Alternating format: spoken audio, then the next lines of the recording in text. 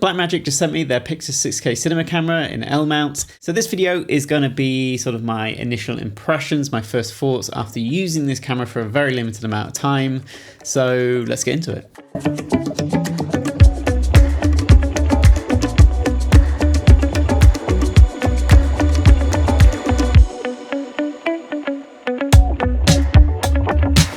So a quick recap, the Blackmagic PYXIS 6K is Blackmagic's latest cube style cinema camera, box style cinema camera. It's basically the same internals more or less as their recent Cinema 6K full frame camera, same sensor. It's a Sony IMX410 sensor, so same sensor that's in a lot of the Lumix full frame cameras. Like the S1H has an optical low pass filter, that's a good thing for a cinema camera. It just smooths out the image a little bit and helps protect against stuff like moire.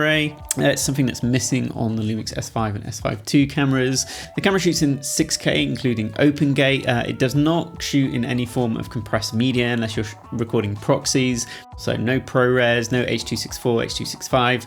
The great thing about BRAW, it's a 12-bit RAW file.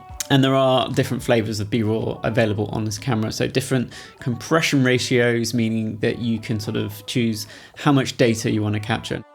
As a long-time Komodo and Lumix shooter, I'm going to be looking at this camera and how it fits in between those two different systems. Now, what's interesting is that it shares the same sensor as the Lumix cameras, but it's very much gunning for the kind of Komodo audience in terms of it being a riggable box style camera. Its intended use isn't for the sort of like quick lower end prosumer market. It is for professionals who are working with professional raw workflows and likely to be working in programs like DaVinci Resolve. Now, straight out of the box, this camera doesn't come with a battery, and it wasn't sent to me with any sort of power solution or battery or anything like that. So I had a bit of a mad scramble on the day before I went away trying to rig this camera up to make it shipshape for my trip to Italy. So that meant quickly getting some BPU batteries. Big shout out to Cinegear Pro, who helped hook me up with some last minute bits of kit. I also brought two of the Arles lenses. I had the 14mm and 40mm. So straight out of the box, the camera was a little bit smaller than I thought it would be. Not quite as small as my Komodo, but like the Komodo, it has a nice weight to it. It has a nice heft in the hand, which is a good thing for a cinema camera. You know, you don't want it to be too lightweight. One of my issues with the Panasonic Lumix BS1H is that that thing is just a little bit too light for a sort of compact cinema build if you want to do handheld. I think if you are going to pick up the Pyxis, definitely get it in the L mount variant. You can get it in EF, in PL, but the L mount is going to give you the most versatility when it comes to lens compatibility. So not only will you be able to adapt PL and EF lenses relatively easy with adapters, but it'll also open you up to being able to use lots of L mount lenses like the Lumix S lenses and, you know, a bunch of other cine lenses, you know, like especially like if you want to use lenses like the Cooke SP3s, which are only available in mirrorless mounts. Straight out of the box, the Pyxis is a bit of a blank slate. It's not really operational. It doesn't even come with a battery. So it natively supports Sony BPU batteries. The camera itself, as you can see here, it's a really nice form factor. I like it. You've got the sort of side screen on here.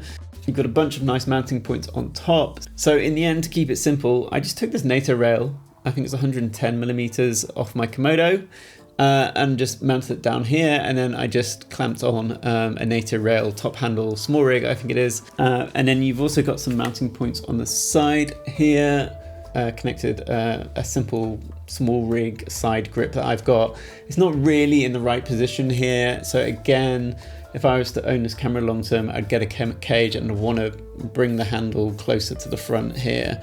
The battery, SDI, there's no HDMI on this camera, which is interesting. My Komodo doesn't have HDMI either, so not a huge issue. And then you've got your two CF Express card ports here.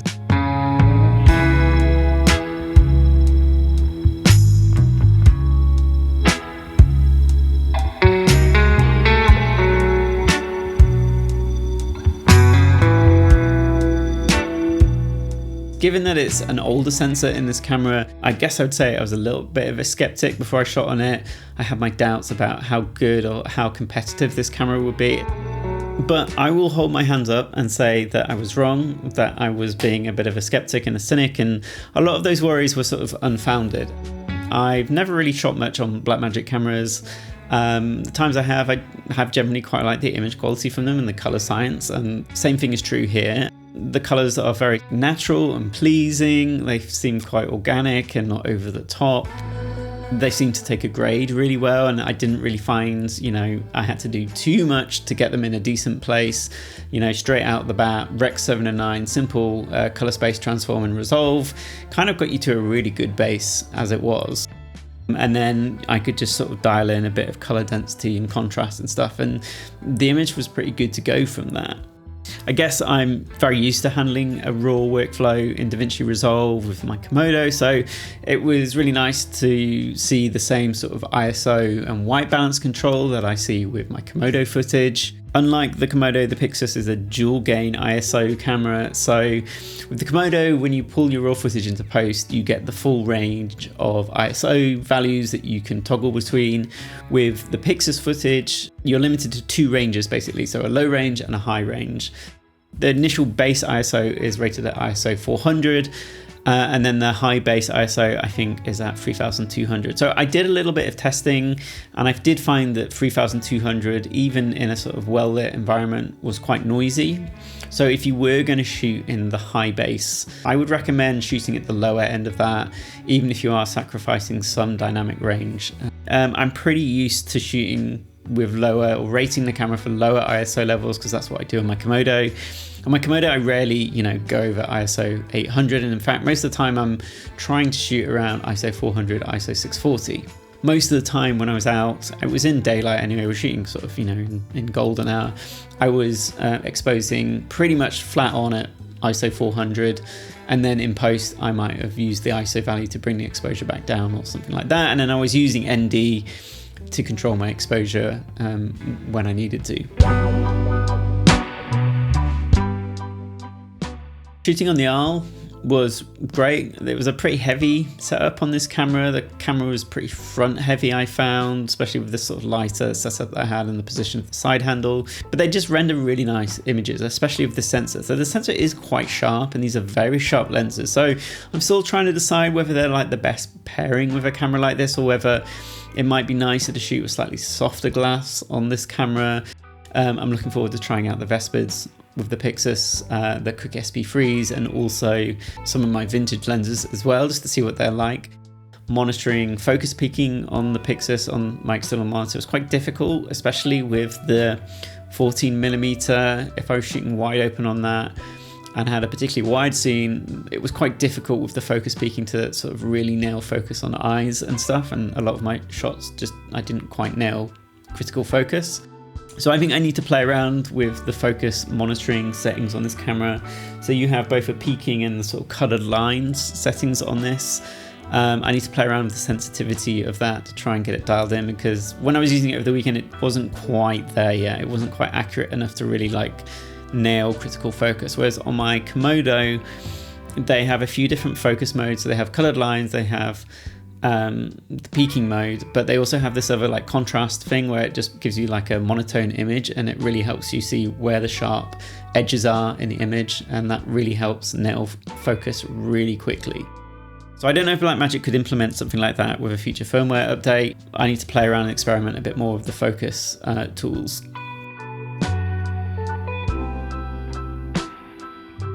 And I think using these really clean, sharp lenses really does reveal the sort of beauty of the sensor in this camera. I think so far, anecdotally, just, having spent a few hours reviewing the footage and having shot lots of Komodo footage, it's not quite on par with the Komodo sort of organic, quite rich, thick, textured, I don't know, nature. The Komodo just has a little bit more magic in it than the Pyxis, but and on that front, I felt like in post there wasn't quite the same flexibility or the same latitude in between the sort of highlights and dark areas of the image.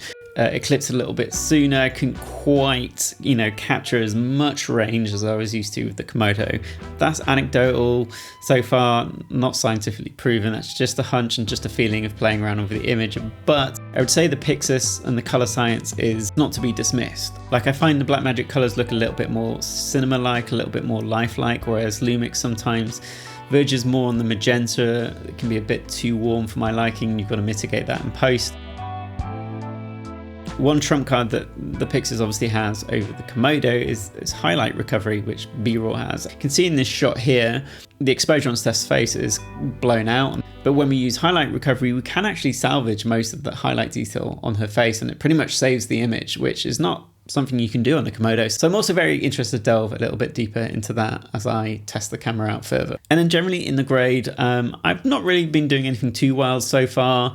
I haven't really got many sort of LUTs or a sort of like a proper Blackmagic color workflow sort of figured out at the moment. But I have been basically using either color space transforms in Resolve to bring me back into Rec 709, or I've been using Sir's Film Vision 2 power grade and the LUT that comes with. Just with those simple tools, I've been getting really nice results. The footage out of the camera looks nice. There isn't a need to sort of really dress it up and sort of clean it up in post. It's already there, which is great. So I think this camera is going to be a great option for people wanting to get into anamorphic, especially at the lower end of the market. There aren't a lot of full frame, open gate capable cameras that are available at an affordable price.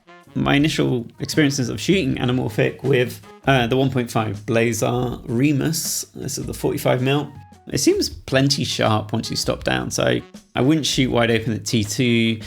Like most anamorphics, you know, stopping down to around T2.8. Once you get to that point, the lenses look really nice. If you can go down to T4, they look great. They're plenty sharp. The colors, they're maybe a little bit muddy. There's some chromatic aberration and fuzziness around them, but I think for the price, they're fantastic. I think the only thing I don't love about the Remus is the flaring. It just feels a bit disconnected from the overall image of the lens. It feels a little bit superimposed. It feels a little bit aggressive, but you know, for the price point, you know, it's probably something I could live with. You've obviously got 6K open gate. Then you can also shoot, you know, in Super 35 for free. And the benefit of doing that is obviously you get a bit more on your focal length, get to crop in, but you also get slightly better motion rendering. So the sensor readout speed in Super 35 mode is a lot improved.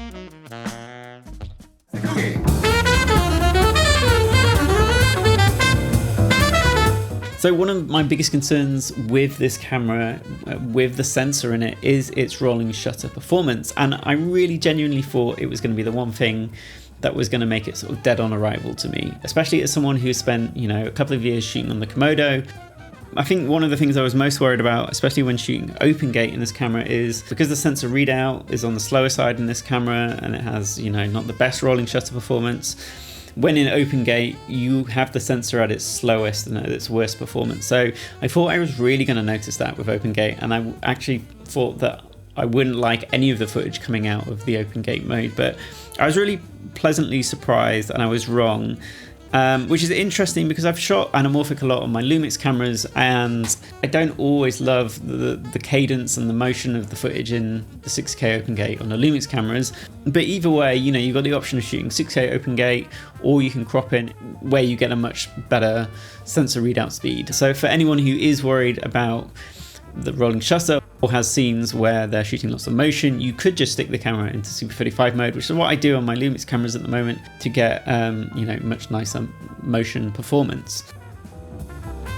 And you know, even in the short time testing it over the weekend, I did push it and stress test the sort of rolling shutter on it, and so you got lots of shots here, both in open gate where the sensor readout is at its slowest, but also just in 6K DCI.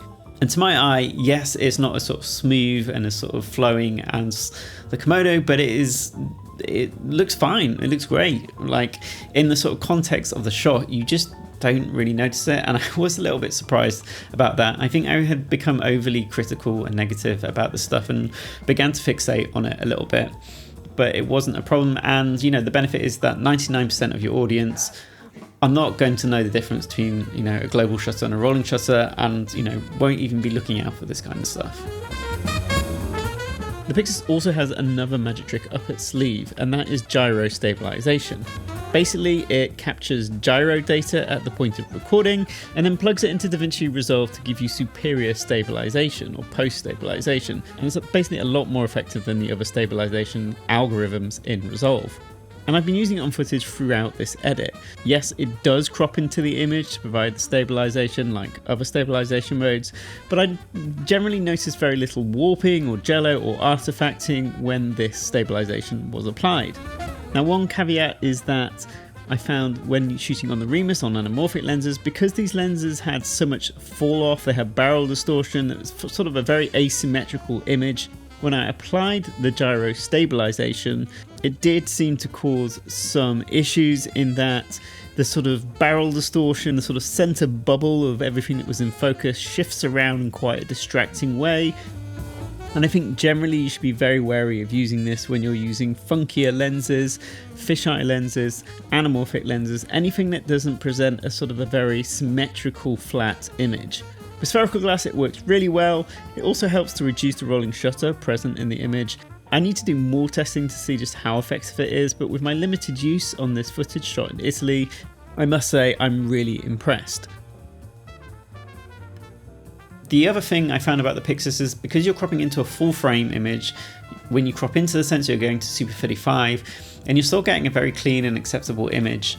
I found sometimes when I crop in on the Komodo, going from Super 35, so I guess 16, Super 16, you do start to notice the noise. If you're shooting in lower light, it struggles, and often I have to stick a speed booster on to mitigate some of that. So I think one of the benefits of having a large format sensor is when you do crop into it, you get slightly better performance.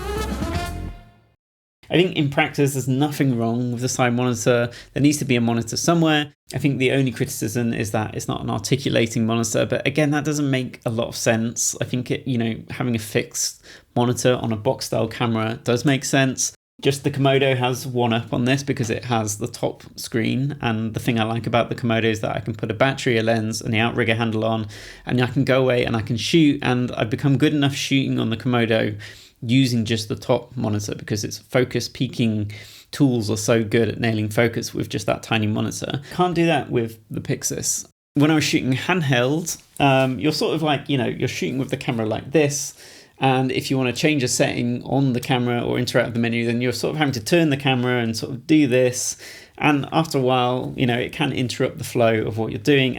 If the Pyxis is on sticks, you're fine because the monitor is actually in a better place than the Komodo.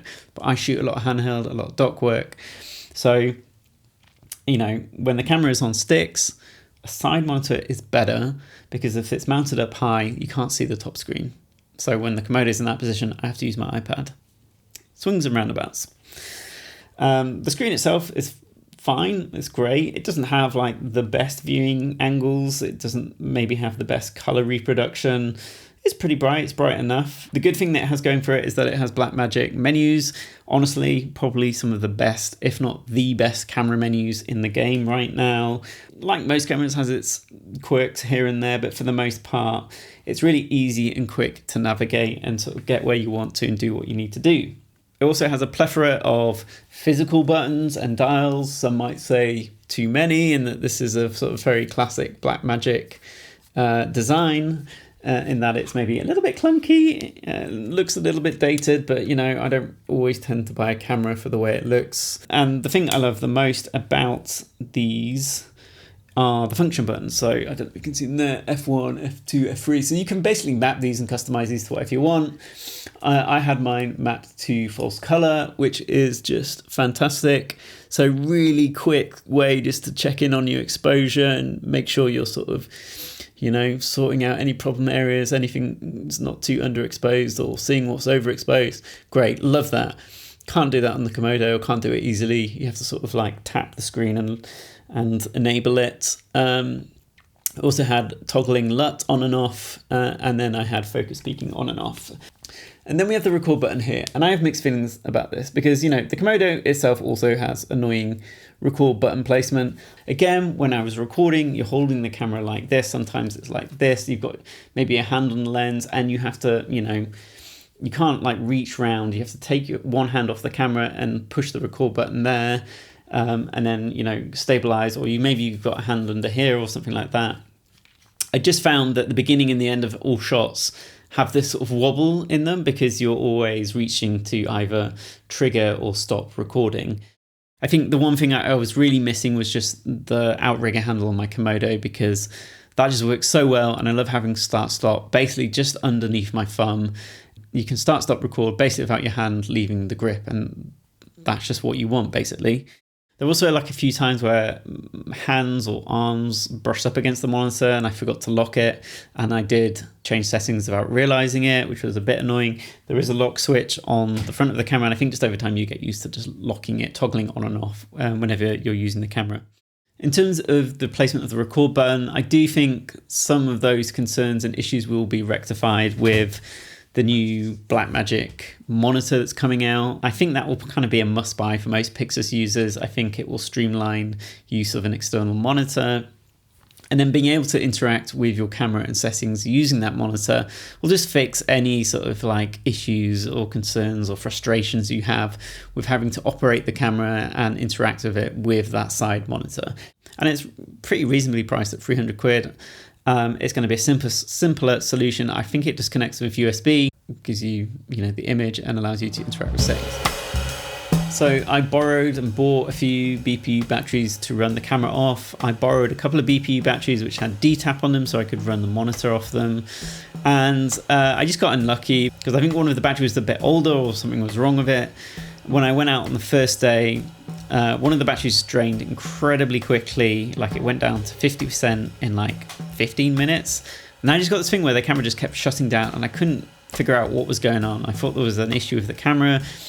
We were outside, it wasn't freezing, but I thought maybe the batteries weren't working because it was cold. Every time we powered it up, it would be up for a minute and then it would just shut down again. I had a chat online with a few people about this, and the consensus tends to be don't use budget BPU batteries, don't use older BPU batteries, because the camera needs constant voltage, and with these older batteries or cheaper batteries, they can't supply constant voltage to the camera, and when that happens, the camera is just like, nope, and it just shuts down.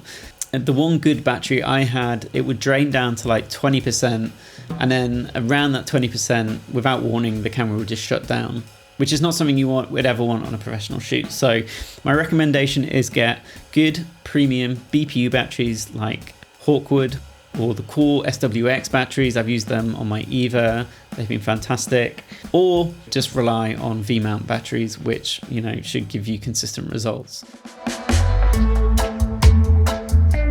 Okay, so after a weekend with this camera, I would describe myself as like positively sitting up now and paying attention to it. There are a lot of things that concern me that didn't pan out to be problematic. I think I was being a little bit snobbish with my Red and thinking that this camera wouldn't really offer me anything new, but it does. It's a very affordable, full frame, 6K, open gate capable camera that shoots RAW. And I think also because I came from a Red, or I'm coming from a Red when I use this camera, there are lots of things that are similar when it comes to working with a camera like this. So in terms of exposure strategy, not expecting this to see in the dark, shooting unstabilized, not having internal NDs, shooting in RAW and all that sort of stuff. It is a $2.5 camera. You will have to factor in the additional costs for rigging it up and accessories, but even then it's going to be much cheaper than a camera like the Komodo. I think when I first got the Komodo, with the accessories, I spent close to £10,000 on kitting that camera out. And I think all in, you can have a really good solid setup with this camera and still have change from $5,000. So there's a big differential in that. Komodo prices have come down. Prices of accessories haven't come down though, so something to bear in mind. So I think at this price point, this camera is providing people with a very accessible entry point into a sort of compact cine camera, RAW workflow that hasn't really been on offer before. You've got the pocket cameras and the 6K camera, but I've never really loved the form factor of those cameras. A camera like this is a really interesting proposition for the price. If there's anything that in particular that you'd like to see whilst I have this camera, please drop it in the comment down below. I know this video has probably been a bit rambly, but I just wanted to get my sort of initial thoughts down on it. Big shout out to Blackmagic for coming through and sending this camera to me. Big shout out to Graham and Cinegear Pro for hooking me up with all the extra bits of kit that I needed to take on my trip at the last minute. Lifesavers, thank you. Thanks for sticking along and watching. My name's Ed. If you like this video, give it a like. If you're not subscribed, please consider subscribing. And until the next one, I'll see you later.